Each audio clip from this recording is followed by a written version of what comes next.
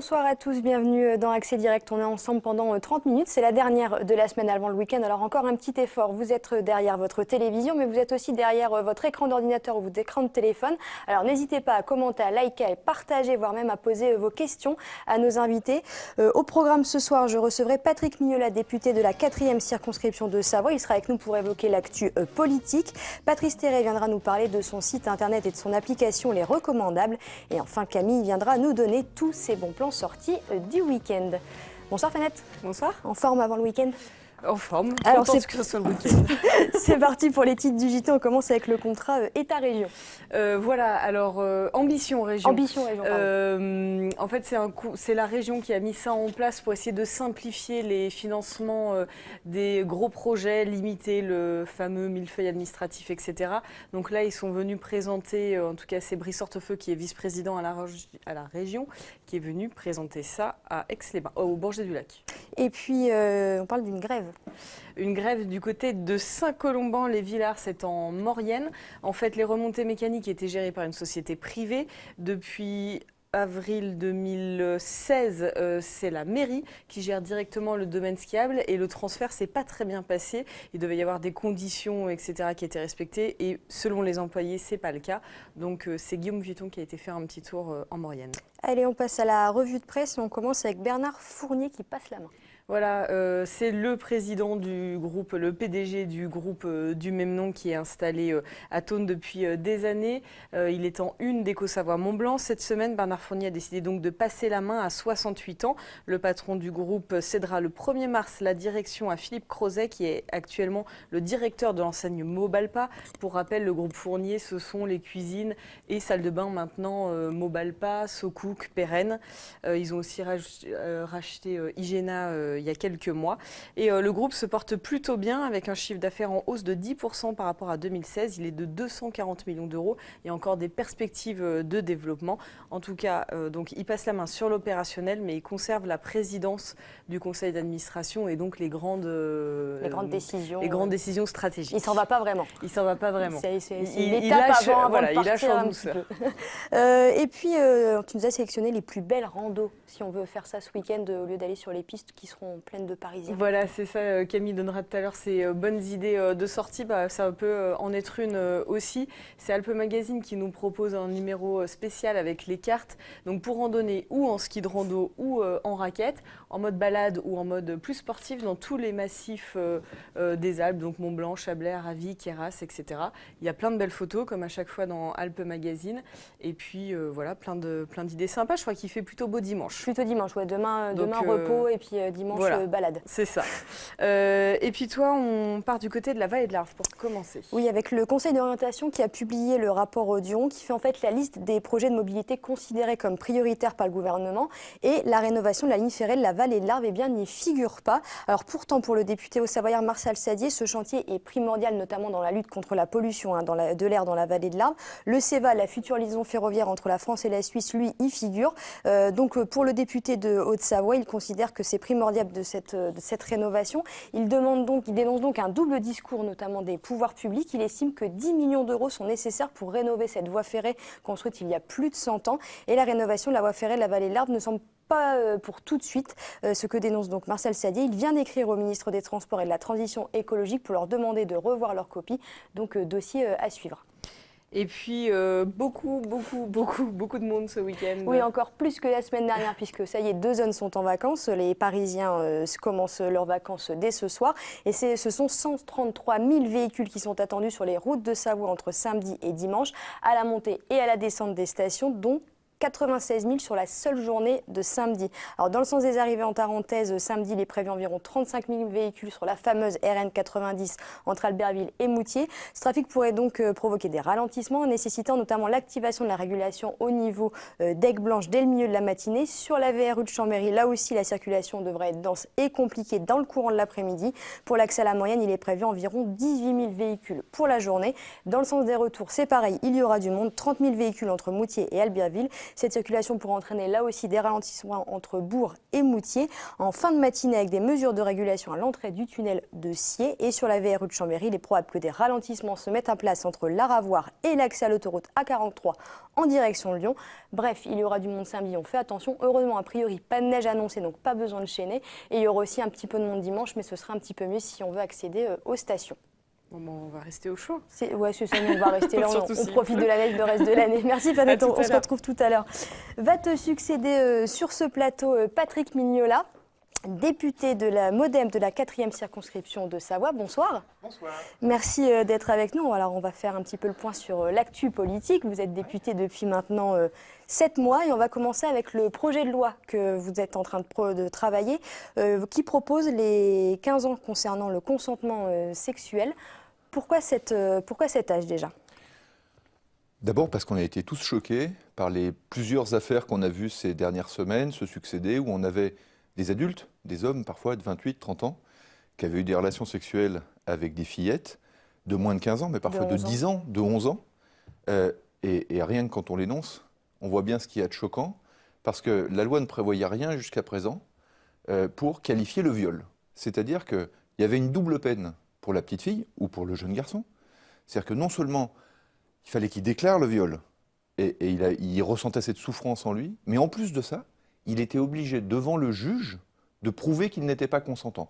Donc le but, c'est de fixer un âge en dessous duquel on n'a pas besoin de prouver qu'on n'était pas consentant. Ça veut dire qu'à partir du moment où on aurait moins de 15 ans et qu'on porte plainte, c'est automatique, on considère que c'est un viol. Vous l'avez très bien dit, quand on porte plainte. Bien sûr. Parce qu'il peut y avoir, selon la maturité des uns ou des autres, il peut y avoir des adolescents qui ont des relations entre eux. Donc il ne s'agit pas de tout qualifier de viol et de rentrer dans une espèce d'ordre moral de la société. C'est là la complexité du débat. Bien sûr, c'est là toute la subtilité. Mais le message principal, c'est que la République dise on ne touche pas aux enfants. La France reste un des derniers pays d'Europe justement à ne pas avoir qualifié, à ne pas avoir d'âge. Oui, exactement. Et moi j'ai choisi l'âge de 15 ans pour qu'on soit stable juridiquement. Parce que vous l'avez très bien dit, ce sont des sujets qui sont très sensibles. Et on a un âge de majorité sexuelle à 15 ans. C'est-à-dire que quand il y a violence sexuelle, en dessous de 15 ans, il y a une circonstance aggravante. Et donc c'était bien de fixer cet âge de non-consentement, présumé, c'est ainsi qu'on l'intitule. Comme ça, on avait la majorité sexuelle et l'âge de non-consentement qui étaient les mêmes. Parce que sinon, ça aurait pu créer ensuite des guerres juridiques devant les tribunaux. Ce qui pose la question, par exemple, on va prendre un exemple, une petite fille, un petit garçon qui a 13 ans, qui a une histoire amoureuse avec quelqu'un qui a 17, 18 ans. C'est là où ça va être compliqué peut-être à juger, à jauger, parce que souvent aussi ce sont les parents qui vont porter plainte et donc c'est là où ça va être l'affaire du juge, c'est le juge qui va décider, qui va au cas par cas. Exactement. En fait, aujourd'hui, le juge est dans une situation très complexe parce qu'il est obligé de dire, après la plainte, s'il y a eu consentement ou non. C'est-à-dire qu'il est obligé de demander à l'enfant qui a été agressé s'il était consentant ou non. Il aura toujours son libre arbitre et sa marge d'appréciation, mais au moment de la plainte. C'est-à-dire que dans le cas où une histoire d'amour peut naître entre une jeune fille de 14 ans et un garçon de 16 ans, si les parents de la jeune fille qui ne seraient pas d'accord avec cette relation déposaient plainte, le juge gardera son libre arbitre pour accepter la plainte ou non. Mais en tout cas, si la plainte est acceptée, il faudra considérer qu'en dessous de 15 ans, il y a effectivement viol et pas agression sexuelle. C'est ça le message. Le message, c'est de dire, en dessous de 15 ans, la sexualité, l'agression sexuelle, dans ce cas-là, sera qualifiée de crime et plus seulement d'agression. En termes, très rapidement, du coup, pour terminer sur ce sujet, en termes de timing, là, ça va être combien de temps quand est-ce que ça pourrait être La bonne nouvelle, c'est que le gouvernement a repris la proposition, puisque suite à cette affaire, moi j'avais déposé immédiatement la proposition de loi, pas seulement par rapport à l'actualité. Ça fait 10 ans qu'à l'Assemblée nationale et au Sénat, il y a des lois de ce type qui ont été déposées et malheureusement, personne n'avait jamais trouvé le temps jusqu'à présent de les faire voter.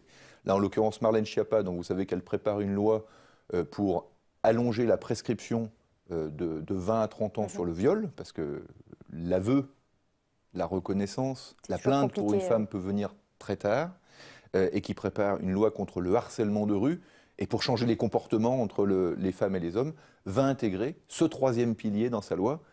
Et donc, en général, quand le gouvernement s'en empare, ça va beaucoup plus vite que quand c'est seulement une proposition parlementaire. Très bien, on va évoquer un deuxième sujet, celui du maintien de la cour d'appel de Chambéry. Il y avait des mobilisations hier des barreaux ici en Savoie et Haute-Savoie. Vous avez posé une question à la garde des Sceaux. Aujourd'hui, est-ce que vous avez eu des réponses concrètes et satisfaisantes? Des réponses, j'en ai eu, mais pas concrètes, ni satisfaisantes d'ailleurs. Parce que moi, je regrette beaucoup que la garde des Sceaux, cette semaine, ait reçu le premier président de la Cour d'appel, ait reçu le procureur général mardi, sans associer d'ailleurs ni les élus locaux ni les parlementaires. Moi, j'aurais trouvé assez logique qu'à Chambéry, mais pas seulement en Chambéry, Bonneville, Thonon, Albertville sont concernés, que les élus locaux soient associés à cette concertation. Et elle a fait des annonces qui ne vont pas dans le bon sens. C'est-à-dire qu'on serait dans une forme de recentralisation. Mais ça, c'est seulement ce qu'on a cru comprendre de cet échange. C'est très flou. Et moi, la ligne est très simple. Moi, je ne souhaite pas que la garde des Sceaux avance masquée sur ce sujet. Quand on appartient au gouvernement Macron-Philippe, on n'est pas dans le même monde, on n'est pas dans le vieux monde, dirait-on, on n'avance pas masqué. Et aujourd'hui, quand elle dit « mais je vais veiller à ce qu'il reste des lieux de justice partout sur le pays », on entend bien normalement ce que ça veut dire. Un lieu de justice, c'est un lieu où il y a de la justice.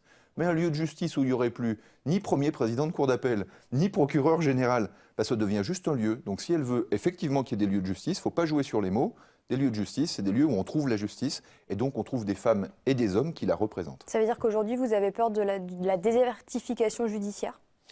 Ben, j'ai peur tout simplement qu'on maintienne une cour d'appel, mais qui soit seulement un bâtiment, et qu'elle soit vidée de ses substances et de ses compétences. Donc aujourd'hui, il faut prendre les responsabilités. Soit il y a une vision globale sur la carte judiciaire, où il peut y avoir un certain nombre de spécialisations. Et ça, moi, je suis prêt à l'entendre. La cour d'appel de Chambéry, on sait, a une chambre sociale de très grande qualité. On peut se spécialiser aussi dans tout ce qui concerne les accidents de montagne, les accidents de ski, tout ce qui est de la traumatologie. Voilà, il y a des compétences qui sont très fortes. Donc, le cas échéant, on pourrait penser des spécialisations. Mais on ne peut pas juste dire « je vais tout maintenir partout » et en réalité, on va tout recentraliser dans les capitales régionales. Il vaut mieux qu'on présente une vision. La méthode Macron, c'est on donne une vision, on est d'accord ou pas avec cette vision, mais en tout cas, on sait où on va. Eh ben, il faut qu'on applique la méthode Macron à la justice aussi. Sachant que, a priori, ça va arriver très rapidement, sans forcément qu'il y ait eu consultation avec les personnes concernées. C'est la raison pour laquelle, cet après-midi, suite à la mobilisation que je salue de tous les professionnels de la justice hier soir et aujourd'hui encore avec les parlementaires, tous partis confondus, j'ai saisi la ministre de la Justice en lui demandant de recevoir l'ensemble des parlementaires savoyards, le président du conseil départemental et le maire de Chambéry, pour que cette fois on puisse discuter ensemble. Et là, on partagera une vision, on ne sera peut-être pas d'accord, mais au moins on arrêtera de se mentir. Allez, dernier dossier épineux, celui-là, celui du loup. Vous, concrètement, vous demandez un plan quinquennal de prélèvement. Oui. Concrètement, qu'est-ce que ça veut dire? Ça veut dire qu'aujourd'hui, on est coincé dans des quotas. Ouais. Les quotas, ça ne marche jamais, quel que soit le domaine.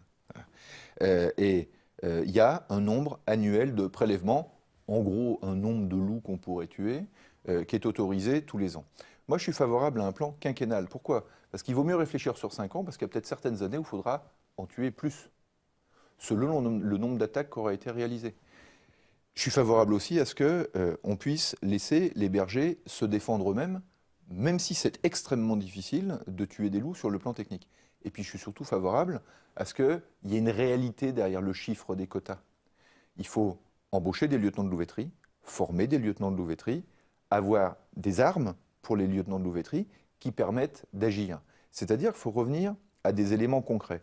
Et au mois de mai prochain, parce que ça c'est l'aspect technique et la réponse immédiate qu'on doit, à mon avis, aux bergers.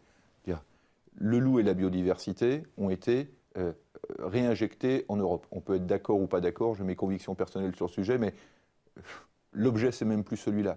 L'objet, c'est savoir si on continuera à avoir des bergers et un agropastoralisme sur nos territoires, et d'ailleurs partout en France. Donc, il faut apporter cette réponse. Et sur le plan juridique, on aura une rencontre au mois de mai prochain à l'échelon européen, à l'invitation d'ailleurs de José Bové et Michel Dantin, le maire de Chambéry, où là on va discuter sur comment on peut faire évoluer la Convention de Berne.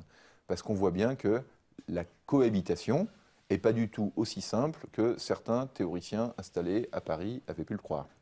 Très rapidement, on arrive à la fin de cette interview. Ça fait 7 mois que vous avez été élu. Quel bilan très rapide vous tirez de ces 7 premiers mois sous l'ère Macron? C'est qu'au Parlement, il faut tout changer.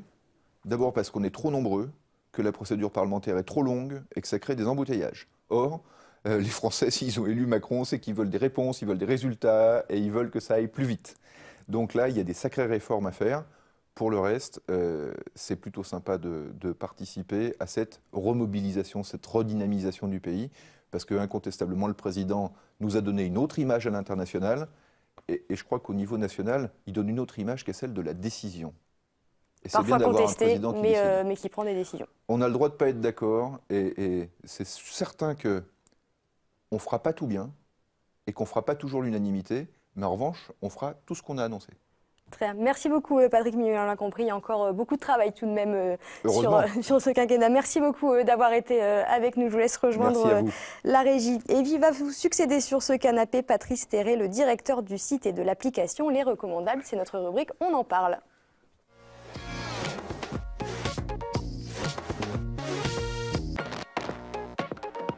Et on a du monde qui nous a rejoint sur Facebook, sur les réseaux sociaux. On a Franck Raymond qui est avec nous, Cédric aussi, Pierre Hérisson qui est avec nous, Sergio et puis Patrick Henquin qui vient d'arriver avec nous. Beaucoup de monde. Merci d'être avec nous.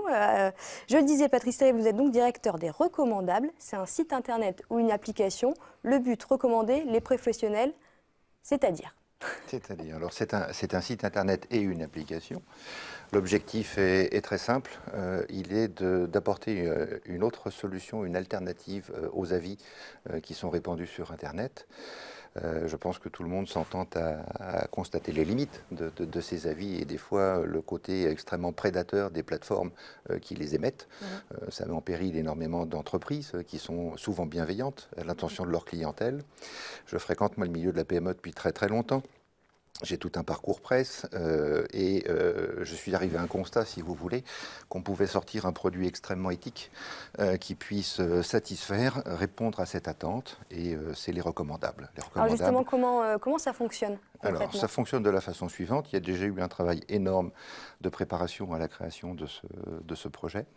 Il y a 4 ans de réflexion, il y a 4 ans de travail. Nous touchons tous les métiers, avec une modération qui s'effectue différemment si tant est que vous veniez recommander un avocat d'un traiteur ou d'un boucher, si vous voulez, puisque nécessairement un avocat qui va prévenir, qui va accompagner un client, une problématique, qui va répondre et apporter des solutions.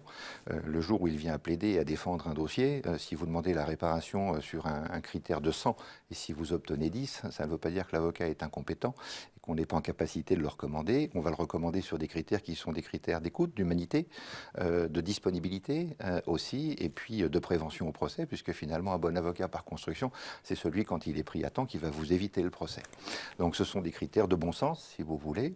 Et puis après, sur la totalité des professions, on va remettre l'église au milieu du village, si vous acceptez cette expression.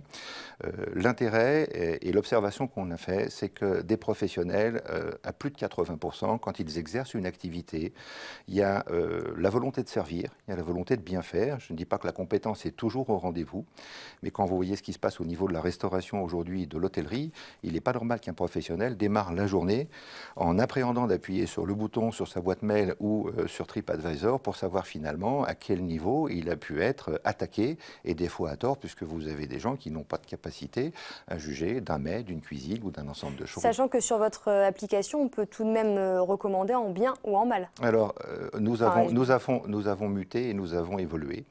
Nous avions un bouton qui pouvait dérecommander et nous l'avons fait en conscience à un moment donné parce que nombre de personnes peuvent tomber aussi sur des professionnels de mauvaise fortune, tout à fait incompétents, et ça peut mettre leur vie en péril. Donc au tout début, nous avons mis ce bouton « Je dérecommande » parce que nous travaillons une communauté dans son éthique et on voulait la prévenir de gens qui peuvent être éminemment dangereux pour votre devenir. Nous l'avons arrêté. Le bouton est neutralisé, il va disparaître de l'application et du site très prochainement. On est dans une connotation négative dès lors qu'on intervient à ce niveau-là. La classification dans les recommandables se fait sur un process très simple. Plus vous êtes plébiscité par vos clients, plus vous êtes recommandé, sur une recommandation certifiée, plus vous remontez dans le classement. C'est-à-dire que du coup, si on n'apparaît pas, c'est qu'on n'est pas recommandable. C'est mieux que le bouton non recommandable, c'est ça? Il vaut mieux ne pas être sur le site que d'être sur le site et non recommandé. C'est-à-dire que l'entreprise aujourd'hui doit prendre conscience, si ce n'est pas déjà fait, qu'elle doit aller chercher la recommandation. C'est un travail aujourd'hui qui doit être intégré par un entrepreneur. Les entrepreneurs, si vous voulez, ont un capital. Alors je ne parle pas des sociétés extrêmement récentes qui disposent depuis 2-3 mois d'une expérience client. Les entrepreneurs ont un capital qui dort. C'est l'expérience client. Cette expérience client, il y a 2 façons de la travailler. Si le client va chercher le plébiscite, si l'entrepreneur va chercher le plébiscite de son client, il se met dans une position de solliciter son client et c'est assez inconfortable. Nous intervenons à ce niveau-là et on va travailler la e-réputation de notre entreprise, si vous voulez, de l'entreprise, en allant appeler les clients. Donc on demande à différentes périodes de l'année, on audite la société, à remonter des factures. On ne veut absolument pas avoir le contenu, le détail ne nous regarde pas. On demande simplement à avoir le nom de l'entreprise, le nom du client et le portable du client. Nous appelons le client. Nous, de façon non intrusive, nécessairement, puisqu'on a en responsabilité l'image de l'entreprise, nous appelons le client, nous obtenons nécessairement la réponse à 5 questions qu'on lui pose, qui sont très rapides. Pourquoi est-ce qu'il a rencontré cette société? Comment est-ce qu'il l'a connue? Qu'est-ce qu'il attendait? Quel est le résultat? Et quels conseils il donnerait aux professionnels? Donc il y a une vraie vérification. Il y a une vérification et le parcours, si vous voulez, reste toujours éthique, c'est-à-dire qu'il y a une co-construction. Et une fois que cette démarche est répondue, nous validons par mail à la personne qui nous a répondu le texte que nous allons éditer. Donc c'est une démarche qui est tout à fait de l'ordre de l'édition. Nous envoyons un bon tiré par mail de ce qui a été recueilli et de ce qui va être édité, si vous voulez. Et le professionnel le reçoit. Et la juste gratification pour le professionnel, c'est d'avoir le sourire, le contentement d'un client.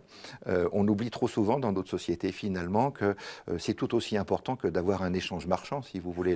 L'action, elle n'est jamais que mercantile au niveau du commerce. Les entreprises qui sont présentes chez vous, vous les avez choisies, elles vous ont choisi. Est-ce qu'elles peuvent aussi demander à ne pas figurer sur votre site internet? C'est un fondement, si vous voulez. Ça fait partie de la charte et du label recommandable. Le label recommandable, il tient en 2-3 points essentiels qui sont des points de bon sens auxquels tout le monde pourrait accéder si on avait la volonté réellement de fédérer et de réunir les gens. Le premier, c'est vous vous loguez avec une adresse mail qui est accessible et qui est lisible. Ce n'est pas un pseudo. Le deuxième élément, c'est de l'associer à votre numéro de portable. D'accord ? Le troisième élément, c'est d'apporter une preuve de consommation. Une fois que vous avez ça, il est évident que la société qui est recommandée gagne en notoriété, sa réputation est faite, si vous voulez, et ce n'est pas discutable. Donc c'est un travail de longue haleine, c'est un travail de fond qui a demandé une grosse préparation informatique, technique et d'hommes, si vous voulez, et de femmes. Mais nécessairement, nous avons choisi cette voie-là pour contrer les avis. Alors si vous permettez, j'ai 2 ambassadeurs qui sont des ambassadeurs très éthiques. Il y a Norbert de M6 qui nous a rejoint autour de son éthique et qui a adhéré au projet et qui nous a prêté donc son image. C'est quelque chose de très important pour nous. On a un youtubeur aussi qui représente la restauration qui s'appelle Vincent Durin, les moulins de Saint-Égulphe à Fréjus, qui a fait plus d'1 million de vues la dernière fois qu'il est intervenu pour justement évoquer les limites d'un système comme TripAdvisor. Eh bien, merci beaucoup. On rappelle les recommandables. Vous avez un site internet qui est en reconstruction complète. Il n'est pas en reconstruction, il est simplement on change l'hébergeur aujourd'hui. Ce sera en place lundi pour tous ceux qui veulent. Et l'application sur Android et sur Apple. Sur Apple. Eh bien, merci beaucoup. On a juste un petit commentaire de Cédric qui dit belles lunettes. Eh bien, écoutez, voilà. C'est un commentaire qu'on nous fait souvent. Merci beaucoup d'avoir été avec nous. Et puis tout de suite, c'est place à la rubrique JO avec Seb. Merci.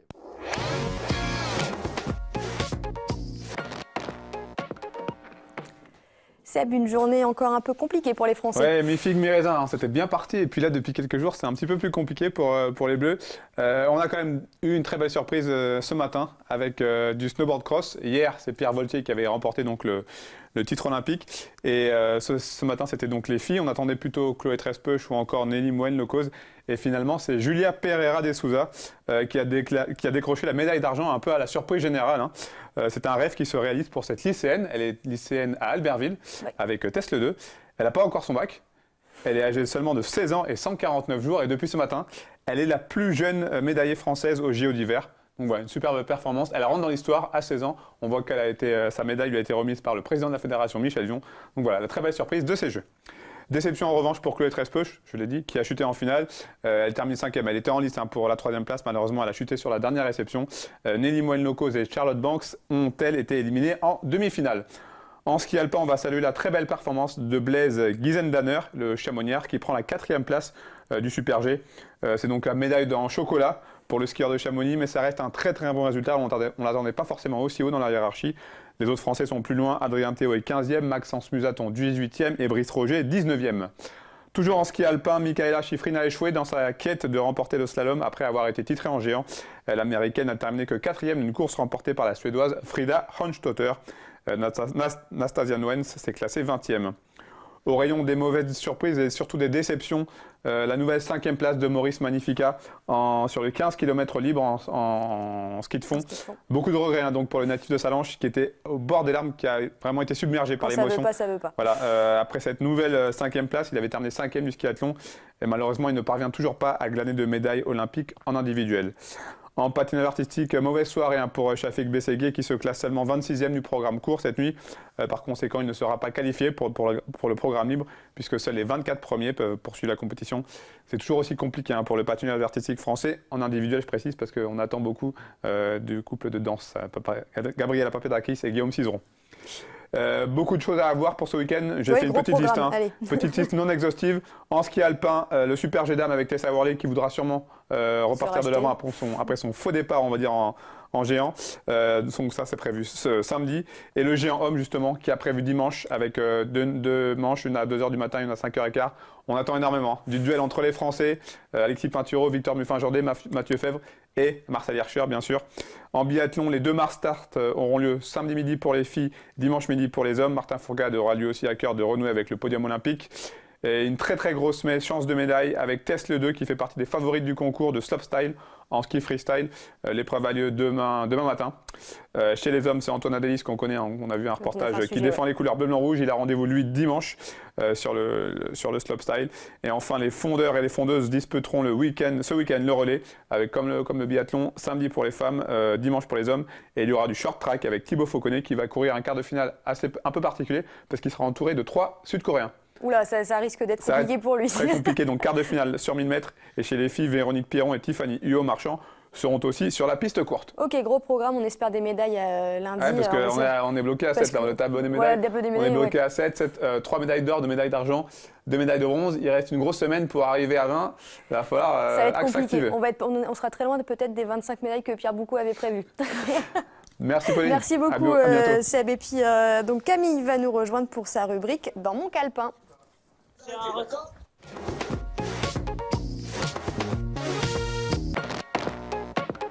Salut Camille. Salut Pauline. Ça va? Ça va bien. Alors qu'est-ce que tu nous as prévu de beau pour ce week-end? On commence au Winter Rock Fest. Exactement, on commence avec un petit peu de musique pour changer. Donc demain samedi 17 février aura lieu la 4e édition du Winter Rock Fest à l'Agora de Bonneville. 6 groupes se succéderont sur la grande scène à partir de 19h15 avec comme tête d'affiche Opium du Peuple. Première date de leur nouvelle tournée, il y aura entre autres Never Cold, Slick Stain ou encore Rêve d'ivresse. Je ne sais pas si c'est des noms qui te parlent. Non, pas du tout. T'es pas trop rock. Non. Ouais. Mais en tout cas, voilà, découvrir. c'est l'occasion de passer un bon moment effectivement pour les amateurs de rock et de métal. Les places sont à 12 € en pré-vente et à 14 € le jour même. Et voilà, je voulais encourager Samuel, Cyril et Martin qui ont entre 22 et 24 ans et qui sont déjà très très impliqués. Ils font partie de certains groupes. Bref, c'est tous eux qui ont monté le projet et je pense que c'était important d'en parler. Petit coup de cœur. Bah, je trouve ça sympa. Je me dis, des personnes jeunes qui font des festivals, tout ça, je trouve ça sympa. Allez, on parle de sport avec le tournoi des 6 stations. Oui, à Megève, samedi 17 et dimanche 18 février, ce sera donc la grande finale de ce tournoi des 6 stations. Bon, toi, je ne te le présente pas, Pauline, parce que tu sais ce que c'est, mais voilà, le tournoi des 6 stations, c'est tout simplement du rugby sur neige. Donc le samedi matin, vous pourrez vous rendre sur le village officiel en plein cœur de Megève, près Saint-Amour, où vous pourrez initier vos enfants au rugby sur neige, ainsi qu'à d'autres animations. À 17h30, les joueurs arriveront sur la place du village pour une présentation officielle et un apéritif de bienvenue sera offert par la commune. Et c'est surtout que le dimanche que tout se passera puisqu'il y aura une séance de dédicace à 11h sur le village officiel et les matchs débuteront à 18h. La finale aura elle lieu à 19h. Donc voilà, l'occasion d'aller y faire un petit tour. Et on diffuse ce soir, juste après le JT, du côté de Châtel, une manche de ce tournoi, des 6 stations à ne pas rater, même s'il fait froid. On continue à parler sport du côté de Valorcine. Oui, est-ce que tu as déjà entendu parler de l'Intervallée? Non. Eh ben, c'est un petit peu comme Interville, si tu connaissais. Ah oui, voilà. ça je connais. C'est un peu le même concept. C'est des communes qui s'affrontent dans la bonne humeur sur des épreuves diverses. Donc là, il s'agit d'une compétition en 4 dates différentes. Cette année, donc, ce sont les Ouches, Servoz, Chamonix et Valorcine qui s'affrontent. Ce dimanche 18 février, ce sera donc du côté de Valorcine où se déroulera la 2e étape. À partir de 18h30, on vous invite à soutenir les équipes locales qui devront donc chacune participer à 3 épreuves de glisse, qui devront répondre à 3 questions sur la commune entre chaque épreuve et auront pour mission de réaliser le meilleur vin chaud. Donc au final, on aura 40 litres de vin chaud qui auront été produits, qui seront offerts aux spectateurs. Et donc, c'est 11 personnes du public qui goûteront et qui voteront pour le meilleur. Donc voilà, accès libre pour tout le monde. C'est place de la Gare à Valorcine. Voilà, il n'y a pas de vachette par contre. Non. Ah. Ouais, voilà, il y a du vin chaud, il y a du vin chaud à la place des vachettes. La prochaine, des idées déco. Oui. Depuis aujourd'hui jusqu'à dimanche, je vous invite à aller du côté de Morgin en Suisse pour le salon donc Cœur de Chalet. C'est un salon sur le thème de la décoration et de la rénovation. Vous y trouverez donc déco, électroménager, aménagement extérieur, mais aussi un vide-grenier de particuliers, uniquement objets déco pour la maison. C'est aussi pour cela que l'événement a attiré mon attention, c'est parce qu'il y a des ateliers workshop relooking de 3 heures, de 9h30 à 12h30 pour 50 francs suisses. Attention, les places sont limitées à 10 personnes par cours et sur réservation au numéro qui va s'afficher en bas de votre écran.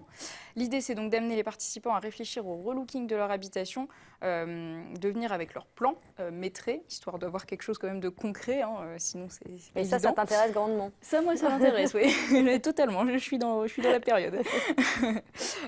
Donc voilà, l'idée, c'est de faire des planches d'ambiance et un projet concret de relooking pour chez soi. Un concept sympa pour un week-end avec une météo un petit peu maussade, en tout cas le samedi. Donc voilà, on profite du soleil le dimanche et le samedi, on va à Cœur de Chalet. On va faire un peu de bricolage. Et puis là, on file pour 2 événements au Grand Bornand. Exactement. Donc le premier événement, c'est une petite info qui devrait plaire à Vincent de BD Fugue s'il nous regarde, puisqu'on va parler BD.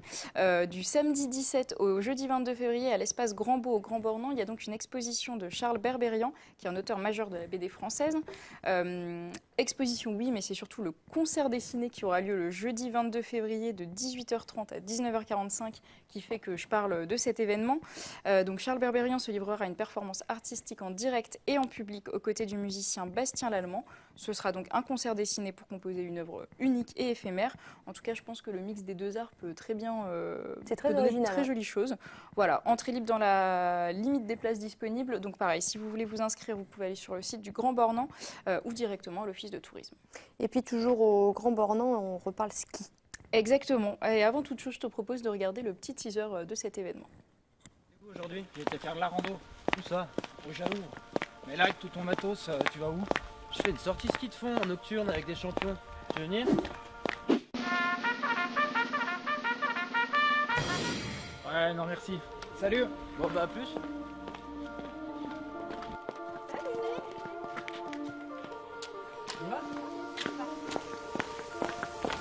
Et vous avez pensé à prendre vos frontales, les filles?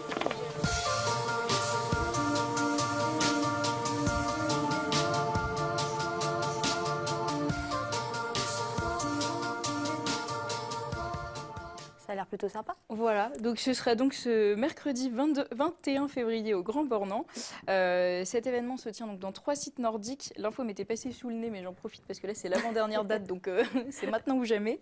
De 19h à 20h, on vous accueille pour présentation du matériel et fartage. De 20h à 21h30, donc c'est ski avec les étoiles par groupe de niveau avec les champions. Et le meilleur pour la fin, à partir de 21h30, c'est raclette au feu de bois. Et puis Donc, on voilà. termine avec une compétition originale. Oui, au Corbier, du 19 février au vendredi 23, la station du Corbier accueillera pour la 2e année consécutive l'unique compétition de voile sur neige. Donc les 6 belles optimistes, c'est le nom de l'événement. C'est en fait un petit voilier d'initiation qui se transforme en luge pour dévaler les pentes. Par équipe de 3, en famille ou entre amis, l'idée c'est d'aller le plus vite possible. Et pour l'équipe finaliste, le remboursement de leur séjour d'hiver au Corbier. C'est un prix plutôt généreux si on arrive premier, sachant que l'événement est gratuit. Ok, puis ça a l'air plutôt rigolo. Oui, ça a l'air sympa, tu verras à la fin. Le freinage a l'air un peu compliqué. Ah oui, bah si c'est comme... Oui, tu bah vois, voilà. on embarque tout et hop là. Oui, voilà. Bah c'est pas fait pour aller sur la neige en même temps. Voilà, de base, non. Merci beaucoup Camille pour toutes De ces rien. bonnes idées sorties. Et puis on va filer rapidement du côté de Châtel, je vous le disais tout à l'heure. On diffusera juste après le JT un match de rugby. On est avec Pierre Boucaud. Avec qui est-ce que vous êtes, Pierre ? Que c'est parti, se dérouleront sur 2 mi-temps de 7 minutes. 2 fois 7 minutes, alors que nous sommes en direct sur TV8 Mont-Blanc avec Yann Delègue en consultant de luxe. Yann Delègue qui est aussi le producteur de cette tournée. Mesdames et messieurs, 2 configurations d'équipes différentes. On a choisi la vitesse, on a choisi des gazelles à la Clusaz, alors que nous avons des athlètes bodybuildés du côté gauche, du côté de Valmorel, avec Rémi Martin, 1m95, avec Simon Shaw, 2m03. On est des garçons très très hauts, 97. Allez, 97, c'est vrai, 98. Allez, on continue tout à coup.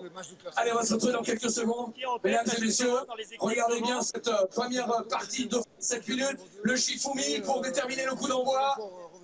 Voilà, Julien qui se rapproche avec Francis Tamac. Voilà, la vidéo, la production vidéo en direct avec TV8, on l'a dit, mais également la production interne du tournoi de 6 stations Orangina. Internationaux comme vous qui jouent, vous jouez d'ailleurs. Le coup d'envoi dans un instant, 2 fois 7 minutes. On va jouer, vous le voyez, avec 6 joueurs dans chaque camp. On joue à plaquer, on joue pas à toucher, c'est du vrai rugby avec Jean-Christophe Recourdi-Pompon, légende du rugby club toulonnais. Ils sont déjà Visiblement, on avait des petits soucis de son avec Châtel. C'est pas grave, vous pourrez les retrouver tout de suite après le JT pour ce match du tournoi des 6 stations. Tout de suite, c'est le JT avec Fanette de Buisson. Et moi, je vous souhaite un très bon week-end et à bientôt.